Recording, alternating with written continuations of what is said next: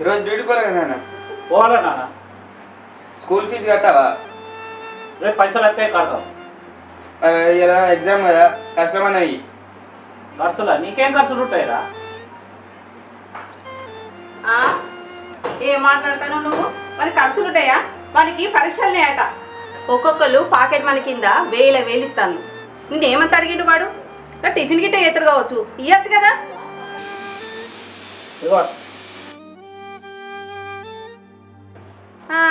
ఇచ్చినవు బోడి 100 రూపాయలు. ఈ మాత్రం దానికే పోరని నన్ను ఇంతసేపు ఒర్రిచ్చినవా? విజయ, ఇప్పటికి 4 రోజులైంది, అన్నం సరిగా తింటలేదు. ఏమైందని ఒక్కసారైనా అడిగినావా? నీకేమైంది? బండరాయి లెక్క మంచిగానే ఉన్నావు కదా. పొద్దున్నే బొట్టు పెట్టుకొని తానం చేసి బడిపోరం లెక్క తయారై కూర్చుంటావు. నీకేమైందని అనుకోవాలి? సూపుకు బండరాయి లెక్క మంచిగానే ఉన్ననే. 4 రోజులే నిద్ర చక్కగా పడతలేదు, లోజరం కొడుతుంది. దాకుండా పోదామంటే జీతం రేపు వస్తుందా? నా అన్న నేనే కూలిపోతుండనే. ఇక తయారవడం అంటావా? నేను చేయంది తప్పదు కదనే. సరే, ఇంత టిఫిన్ చేసినావా లేదా? టిఫినా? ఇలా నేను ఒక పొద్దు బయట ఆఫీస్లో తిని. ఇంట్లో తిండే సాయిస్తలేదా? ఆఫీస్ తిండే ఏం సాయిస్తుంది? నేనేం వండలేదు ఇంట్లో. అవు బావా, సీతారాపు దావకాలు పోవద్దన్నారే, అరగ దావకాలు లేదా? అలా మంచి మంచి గోళ్ళు ఇస్తారు, ఇంత పెద్ద గుట్టం గోళ్ళు దెబ్బక జనం తక్కువైంది. ఓహో, నువ్వు ఆఫీసులో ఒకటి చేస్తావు కాదు, అలా పోతే నీ కిరీటం పడిపోతుంది కదా, గంతికే పోతలేవా?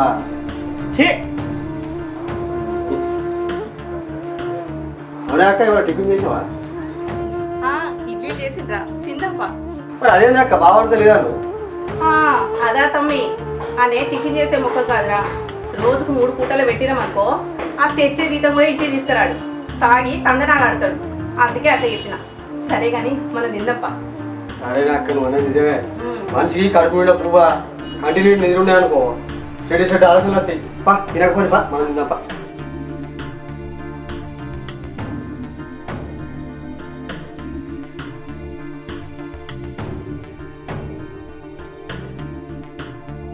విజయ, విజయ, ఏంటి ఏమైంది? పొద్దంతా పని చేసి చేసి అలసిపోయినా, ఎందుకు విసిగిస్తున్నా?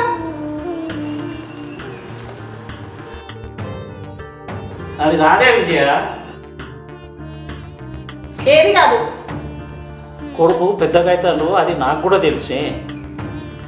పక్కల కంటే దూరం కానీ నా ఎదురు ఉన్న బాధ సంతోషం నీతోడు కాకపోతే నేను ఎవరితోడు చెప్పుకోవాలి? ఇదంతా చెప్పడానికి నేనే దొరికినా? నాకు నిద్ర వస్తుంది, నన్ను వండుకొని. విజయ, నేను చాలా రోజుల నుంచి చూస్తున్నా, నేను తెచ్చే జీతానికి నువ్వు విలువిస్తున్నావు కానీ ఒక భర్తకిచ్చే విలువను ఇస్తలేవు. ఒక తాగుబోతున్నటువంటి భార్య టైంకి అన్ని పెట్టి అన్ని పనులు సమకూరుతుంది.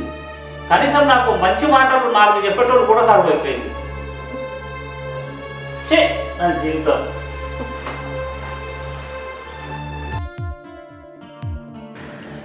ఎన్ని రోజులు నా సంసార జీవితంలో విజయ నన్ను ఎన్నడూ భర్తలాగా చూడలేదు. కనీసం మంచి చెడ్డలు చెప్తామన్నా కానీ నన్ను పట్టించుకోలేదు.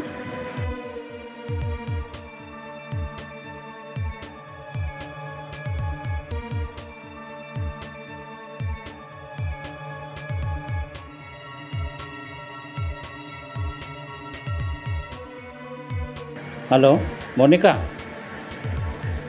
ఏం చేస్తున్నావు? రేపు మనం ఎప్పుడు కలిసి ఉన్న కాడగలం.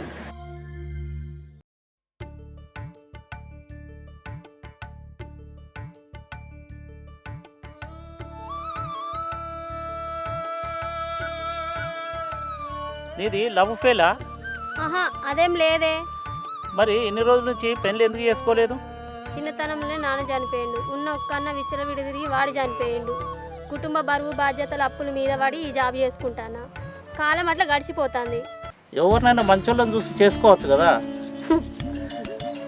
ఈ లోకంలో అనుమానంతోనే చూసే వాళ్ళే ఉన్నారు కానీ మనసుని అర్థం చేసుకొని పెళ్లి చేసుకునే వాళ్ళు ఎవరున్నారండి? అట్లెందుకు అనుకుంటారండి? నీ మనసును అర్థం చేసుకొని నీ బాధలను సంతోషాలను పంచుకునే వాళ్ళు ఎవరైనా ఉంటే వాళ్ళని చేసుకోవచ్చు కదా. ఈ ప్రపంచంలో ఉన్న ఒకే ఒక ఫ్రెండ్, అది మీరేనండి. ఓ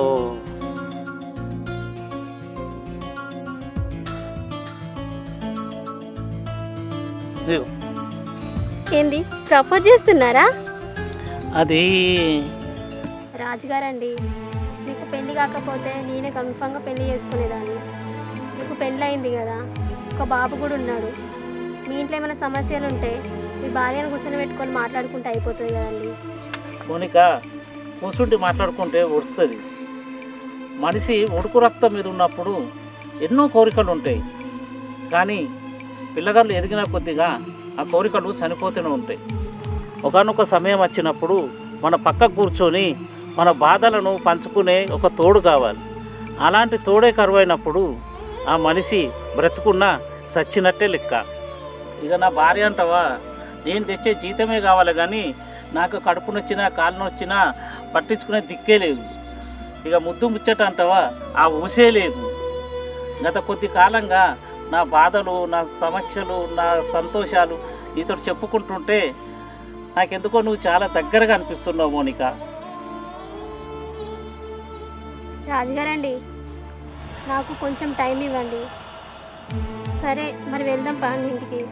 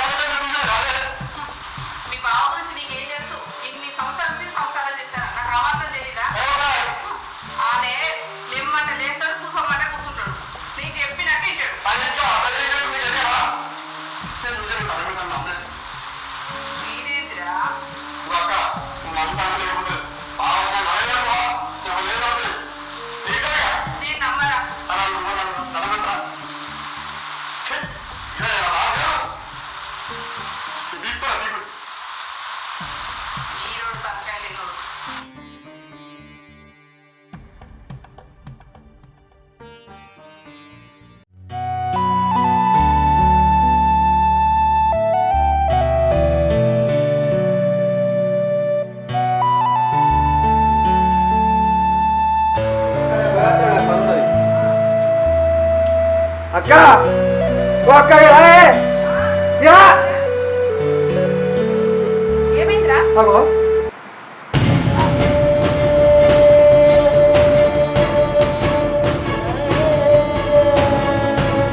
అబ్బా బాబా మీ జంట సూపర్ ఉంది.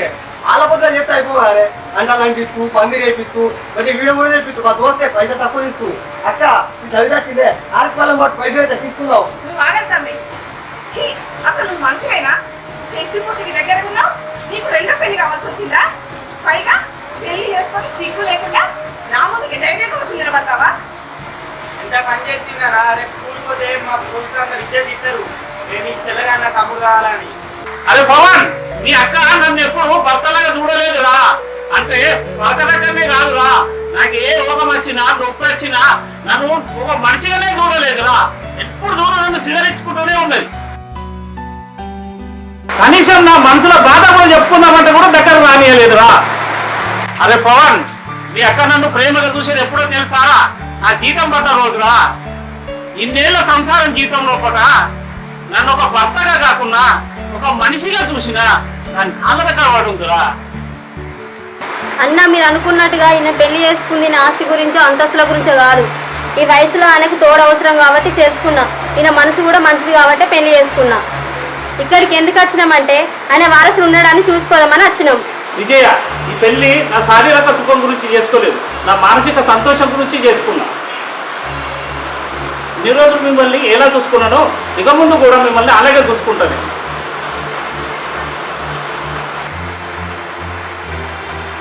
అక్క, ఇంటి సంవత్సరం మంచిగా ఉండాలన్నా చెడగొట్టుకోవాలన్నా ఇంటి ఆడల చేతుల్లోనే ఉంటుంది. శరీరం నేను పోయి శరీరంగా పడ్డాక బాధపడేది పడలేదు. ఆయన బాగా చూసావా? ఎంత బాధపడుతుండే. నువ్వు ఉండేం పడేది ఆయనకు దంకే చేసుకున్నాడు. నువ్వు అన్నం చూసావా? రాదు మొగోనికి 3 పూటలు బువ్వ పెడితే వేరే వేరే చెడ్డ ఆలోచనలు వస్తాయన్నావు. అది తప్పే అక్క. అక్క, మొగోని సాగ బాగా కలిగితేనే కానీ సంసారం పచ్చ ఉంటుంది. ఇవి లేకపోతే ఇతనే ఉంటాయి సంసారాలు, ఇతనే ఉంటాయి. ఇప్పుడు ఎంత బాధపడి ఏం పడేదే గీతనే బాధపడి. నీకు ఆడానే చెప్పినా కానీ బావగీత దిగుతున్నది. కొంచెం నా మాట పట్టించుకున్నారు. నువ్వు ఆడానే బావగాడి బావని అర్థం చేసుకుంటే గింత దూరం వచ్చినారు. ఎంత పని చేసినావు? అరే నేను మాట్లాడాలి, వాళ్ళ ముఖం లేకుండా చేసావు.